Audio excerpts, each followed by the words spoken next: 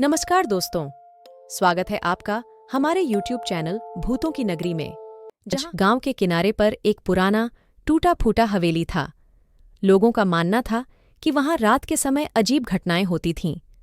उस रात गांव का एक युवक रोहित अपने दोस्तों के साथ हिम्मत दिखाने के लिए उस हवेली में जाने का निश्चय किया। जब रात के 10 बजे रोहित और उसके दोस्त हवेली के पास पहुंचे तो हवेली के चारों ओर घना अंधेरा छाया हुआ था। हवेली के अंदर से एक अजीब सी सर्द हवा चल रही थी जो उनकी हड्डियों तक को कंपा रही थी।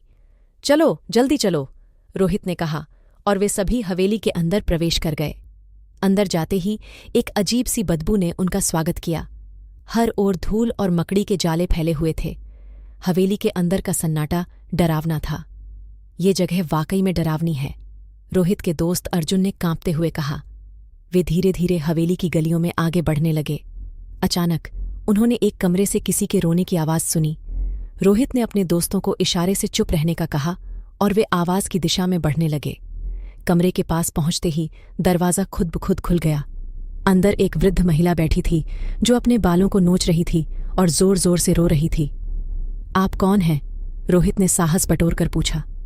वृद्ध महिला ने धीरे धीरे अपना सिर उठाया और उसकी आंखें गहरी काली थीं जो किसी इंसान की नहीं लगती थीं। मैं इस हवेली की आत्मा हूं, उसने एक भयानक आवाज में कहा। यहां आने वालों को कभी वापस नहीं जाने देती। रोहित और उसके दोस्त घबराकर पीछे हटने लगे, लेकिन दरवाज़ा अचानक बंद हो गया। कमरे में अंधेरा छा गया और चारों ओर से डरावनी हंसी गूंजने लगी।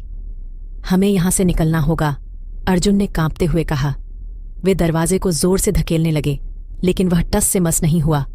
तभी वृद्ध महिला ने अपने हाथों को उठाया और रोहित की तरफ इशारा किया। रोहित के शरीर में अजीब सी सिहरन दौड़ गई और वह जमीन पर गिर पड़ा। उसके शरीर से एक एक कर सारी ऊर्जा निकलती जा रही थी।